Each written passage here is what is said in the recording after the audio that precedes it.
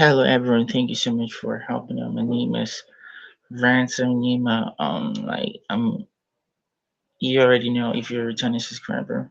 If you're a new subscriber, I've said my name already. My name is Ransom. I'm a radiography student in my fourth year, and apart from my studies, I'm also a medical writer based in Nigeria. So, and also have a YouTube, right? So today I have an amazing I mean, a really amazing personality on my YouTube as a guest speaker. Her name is Liz. Hey, Liz, could you introduce yourself to the audience? Yeah, thank you so much. What a kind intro. Yeah, my name's Liz Heflin. I'm a freelance writer, editor, and I run a content marketing consultancy called MACE Writing. And I've been doing this for a long time. I've been doing about 18 years now. I'm sorry, did you just say 18 years? 18 years. Yep, I know. I started in about 2006. I was in college. Oh my goodness. Man. That's a whole lot of experience right there, honestly. Couldn't Been agree doing with it for a more. while. Yeah. So you have a lot of questions, a couple of questions for you to answer. You ready? Sure. Yeah, let's go.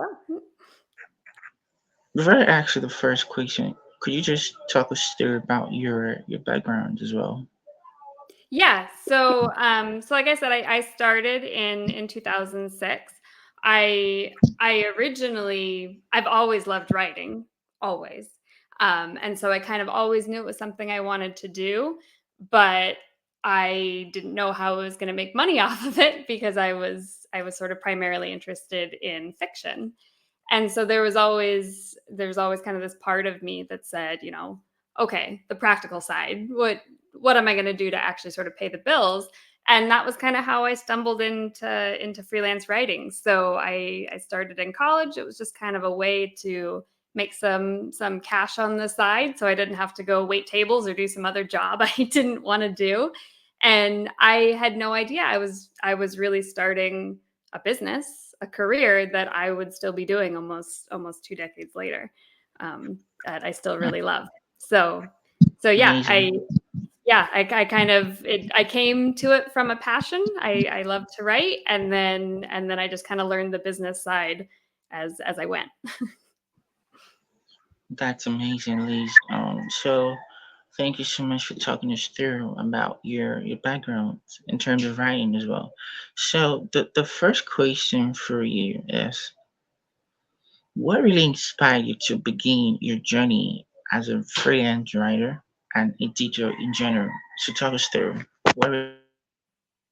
Yeah, and like I said, I really did always love to write. It was just always a passion of mine, so that was a really big piece of it, that I knew I wanted to do something that I really enjoyed, but was, also, of course, sustainable and paid the bills, and freelance kinda ticked those boxes, and I realized very early on that I really enjoyed being my own boss and making the rules, and it was hard and continues to be hard. It's always hard.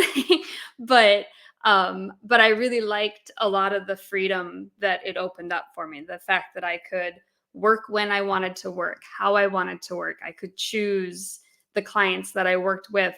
All of those things were really important to me, and they really contributed to a lot of job satisfaction that kind of kept me coming back for more and not ever going to an in-house position. So so yeah, I think I surprised myself a little bit in how much I really enjoyed the business side of running a business. Mm, mm, amazing. So how you before we go further, you know, what does it mean to be an editor in terms of being a writer and also being an editor? What does it mean to be an editor? To be a what? An editor, like to be a writer and also to be an editor. What does that mean? So to be on a detour, like to be on Yeah, another path. yeah, absolutely. Yeah, I mean, it's you kind of have to figure out what success means for you what your path looks like. And that's different for everybody. For some people, it's just, make as much money as you can. For some people, it's, figure out how many, hours you want to work and build your life around that. Like you kind of have to figure out where your priorities are and where the path takes you to get where you want to go. Absolutely. Thank you so much for sharing that with us. For people don't really know what being a leader is, so she has really explained that for us. All right. So moving on to the second question for you. Can you give us some information about your community? Did you Mm. pronounce Inkwell? Is that right? That's correct. Yeah. So I had done client work for about Your 15 work. years. Yeah, about 15 years. And I decided about 2, 3 years ago now that I wanted to sort of diversify how I made income and some of the things that I was doing. So I kind of added this second arm to my business, which was creating resources for other freelance writers. And that was, courses and ebooks, things like that. And as I continued to grow my network, as I met more people, as I created more resources, it's sort of what I realized I was kind of naturally creating. I didn't set out to do this, but what it became was this community, which I launched in February. It's called Inkwell. It's a community exclusively for freelance writers, filled with the resources and support and coaching and all of the things that can really help you navigate this job that can be really tricky and really lonely, right? When you're sort of a team of one, having that built-in support can be really transformative for your business. So that's kind of the driving principle behind the Inkwell, is that you get to enter into this community and find that support. Amazing, amazing. Why did you develop such a community? As a writer, what was your initial priorities when you created an amazing community as well as Inkwell? So tell us, what really motivated you? What did you see that made you create such an amazing community and you're the host for it? Yeah, I had just seen in my own life how much benefit freelance had given me. I'd seen that I got to get up every day and be excited to do my job, and not a lot of people get to say that, right? That's really rare. Most people, work is just something they have to get through before they can go do something they do care about. And I really, really love my job, and I know that that's a really massive privilege, and freelance gave that to me, and I wanted to help other people kind of capture that. So that's kind of always the driving factors, that I'm really, really grateful for freelance and everything it's given to my life, and anything I can do to sort of help others get that is my why. Amazing, amazing. That's amazing. Lazy, thank you so much for sharing that with us. So there are problems, we writers face as well. So can you tell us what are the problems faced by freelance writers out there? There's a lot of them. Running your own business is really hard. I mean, there's the good stuff. There's the creativity and the freedom and the choice and the income potential and all those things. And that's true. But there's also this flip side, that it is very, very difficult. So, some of the probably the most problematic things to navigate are, freelance is inherently like a roller coaster. Some months are good, some months are bad, some months are up, some months are down, and trying to navigate that and not panic when it's bad and not get complacent when it's good is tough. So that's a big one. There's also just a lot of stuff you have to do to keep your business thriving, not only just kind of afloat, but continually growing and pushing forward. So it's a lot of time management, because you have to figure out, okay, I have to be able to get all my client work done. And then I also have to self market myself and send off those invoices and do all that admin and follow up with leads and just do all this other stuff. So that's a sort of a problematic, difficult piece. And then there's a lot of mindset stuff, people dealing with imposter syndrome and, a client gives you bad feedback and you have to figure out how to mentally handle that and handle that like a professional. That's really tough.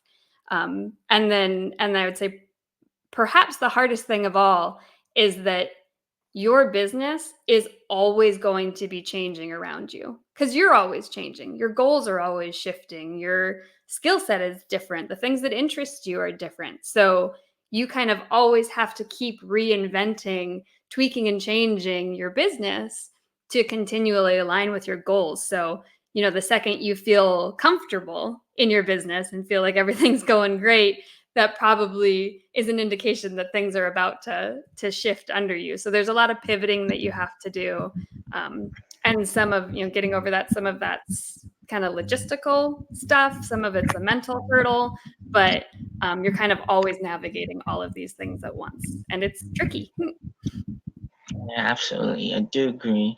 There are some good days and bad days as a freelance writer, and Mhm. you just have to. It all comes up with your mindset, right? How you deal with each situation you find yourself in. So, thank you, Lise, for sharing that problems and how to, tackle them as a writer. So, thank you so much for sharing that with us. So, this is a very tricky question for you. Wait, how do you prepare content for your client? Tell us. Yeah, and it's sort of it really does depend on the project and it depends on the client, but, let's kinda use a blog as an example, sort of a simple, straightforward piece that a lot of people will write.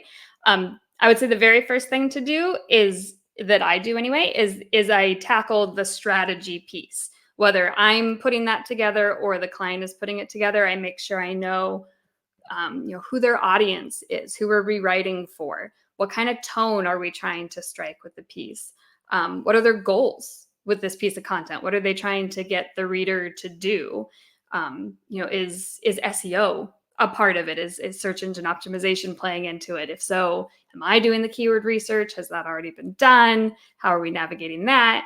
Are there interviews that need to be done, with subject matter experts? Am I lining those up? Are they providing me with those? All of the things that fall under the umbrella of strategy is kind of the first piece that I want to get nailed down, because if I don't know those pieces, then I don't know how to do the next step. So strategy is one, and then I like to get all of the research, all of the interviews, all of the information gathering is kind of my next big umbrella step.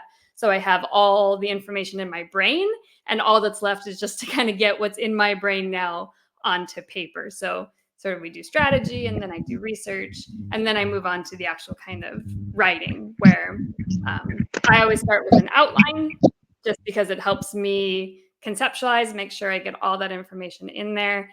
And I almost never write it from beginning of the article to the end. I don't start with the introduction and just write it through.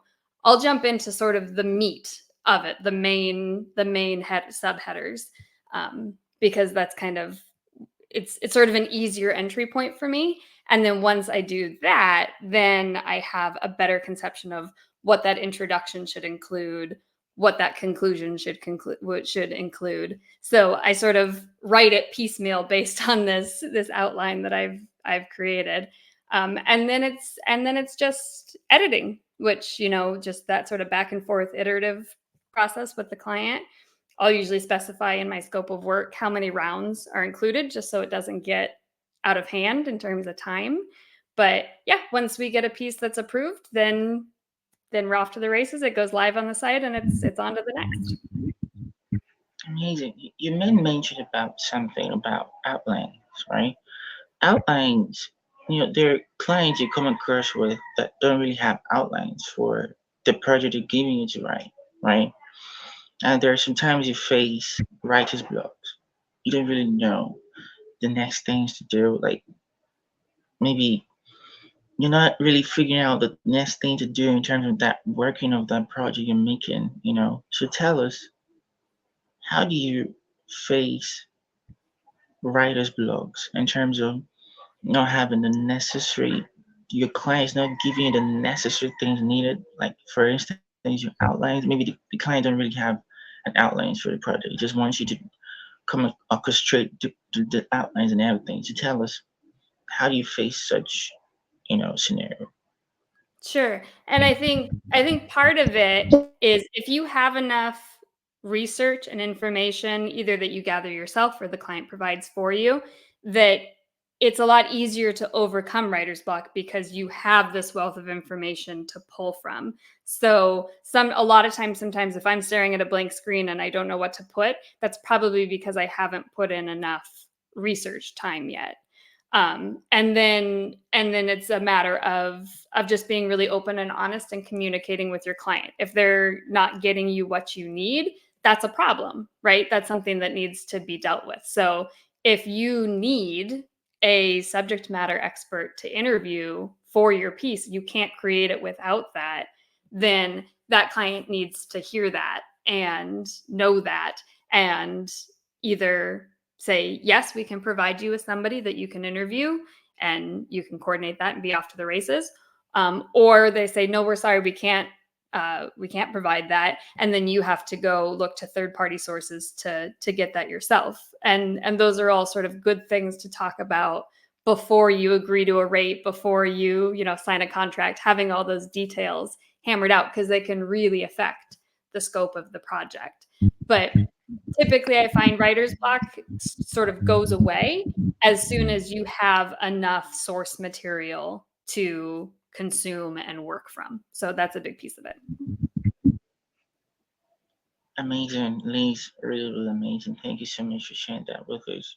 So talk us through how you found out that amazing community called MACE Writing. You're the founder, right? I am. Yeah, that's my business name. I am a team of one. So, yeah, when I founded Mace, a lot of really interesting things happened. I when I started out, it was just me. Like I said, I was just this person in college, just going out, finding jobs, winning these contracts, winning these jobs.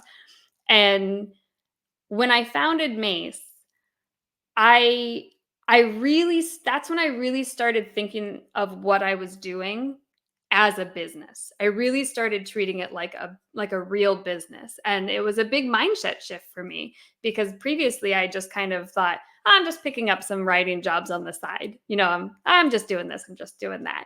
And when I founded Mace Writing, it was much more, okay, I'm doing this, it's a business, I need to treat it as such. And I found that when I did that, when I changed that mindset, that other people started um, treating me as a business as well. That translated to how people were responding to me. So that sort of confidence and credibility that the business gave me translated really favorably to how clients were interacting with me. And all kinds of good things came as a result of that. I was able to charge higher rates. I could work with better clients. I could work, projects that were more exciting to me, things that really, filled me with passion and were rewarding and sustaining, and all of those good things. And it also sort of opened the door to not just doing deliverables where I'm just not, coming in and writing a blog for somebody, but being able to actually also do the content strategy and the consultation piece, which also then opened up more revenue opportunities. So kind of all of these things were available to me because I had started a business, even though ostensibly really nothing had changed. It was still me. I was still me. All of those things I could have done as an individual, but because I had sort of um, the artifice of a business around me, it just made it more easy for businesses to engage with me and to respect me in that way. So a lot of good things happened when I started to see my business as a business. Amazing, amazing. Thank you so much for sharing, talking us through on how what really happened to you, when you found out MACE Writing. Thank you so much. So we have the last question for you, Lise. So it goes this way. Um, how do you balance? How do you see that equation? It's really kind of like very tricky and toughy as well. So, but I know you're ready for that question. You're really ready. So, you're really experienced in terms of writing. So you're gonna answer this question really well. And I know that the audience is gonna, appreciate you sharing such, narrative in this question. So it goes this way. How do you balance multiple relationships or multiple responsibilities, and ensure all aspects of your job gets the attention they deserve? So tell us. Yeah, it's a really, really great question. It's a super important question. And I think there's kind of two main parts to that question. The first part is really just kind of the practical, logistical side. Just how do you keep yourself organized? How do you make sure that nothing important falls through the cracks? How do you make sure no deadline is missed? How do you make sure no meeting is missed? That, if you say you're going to be there at noon, you're there at noon. And everybody has to figure out that system that works for them. But I rely on a lot of tools that just help me keep all of the balls in the air at once, because I'm kind of always working with multiple clients, usually about 4 to 6, I would say, in any given month. Um, that's about the number of clients I'll typically be juggling. So I use things like Notion really helps me keep all of my leads and prospects organized. I use things like Trello for project management. I know a lot of people like that. There's other ones too and they're free too. It's not, there are paid versions, but if you're just a single user, they're free. So there's no real barrier to entry there. Trello has one, Asana has one. I use things like Google Calendar and cal.com to schedule meetings and things like that. Then reminders automatically get sent to my phone. So I know I never gonna miss a meeting. So, it's figuring out kind of your tech stack and what things just keep you and your brain organized. That's a big piece of it. But then the other piece of it is being really realistic about how much work you can do in a day and knowing that for yourself. And once you know that number, once you know how much you can sustainably tackle day in and day out, that's when you're less likely to overbook yourself and get into that situation where you go, I took on this extra client, I just really don't have the bandwidth for it. And then you have to start, pushing out deadlines or missing deadlines, which is like the cardinal sin of freelancing. So there's sort of a logistical piece of just knowing how to keep yourself organized. And then there's this other piece of really knowing you and how you operate and how much work you can do in a day so that you don't get into this situation where you're overbooking yourself and you're underwater and there's not enough hours in the day. And for me, I found that's really kind of a 4 hour split. So I can kind of do 4 hours max of sort of client work, billable client work, and 4 hours in any given day of all the other stuff I need to do to run a business, the admin side, the email side, the prospect follow-up, the marketing side, all of those things. But yeah, that's what works for me sustainably, in and out, day in, day out, week in, week out. And if I try and go beyond that, then it starts getting too difficult to manage those deadlines. Wow. Wow, you really have a lot on your table, please. And you're organizing everything, which is amazing. It's really, really amazing. I want to go deeper into how you create your infographics, but I don't want to go deeper in terms of that. It's going to take a whole day, but it's going to be next session if we're going to meet again. So it's going to be another talk some of the time, how you create your infographics. Where do you get those things you post, and you're going to talk us through about that later on. So We've come to the end of the session, Liz. You've been an amazing, amazing personality, amazing guest speaker on my YouTube channel, and it's an honor to have you on board. And before we wrap up the session, what are the last word for the audience? Yeah, last words would just be if you think freelance is right for you, it is really worth giving it a shot, really giving it the old college try. It can really open up so many things in your life, so many opportunities in your life. And you don't have to go it alone. There's so many built-in communities now, other people who are going through exactly what you're going through. They know exactly the problems you're facing as a freelance writer. It's such a welcoming community, whether you find it on LinkedIn or Instagram or Facebook or wherever you're looking, the community is there. And I would not hesitate to jump in with both because there's so many opportunities to be had there when you really immerse yourself in the community. And um, yeah, and it can some people leave freelance early because it's sort of too hard to do on their own, and it's just not. It doesn't have to be that way. So that would sort of be my final thought.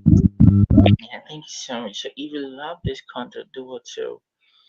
Like, comment, and share to your network. Hopefully, someone in your network will definitely love this video. Thank you, everyone. Thank you, Lise. Thank you.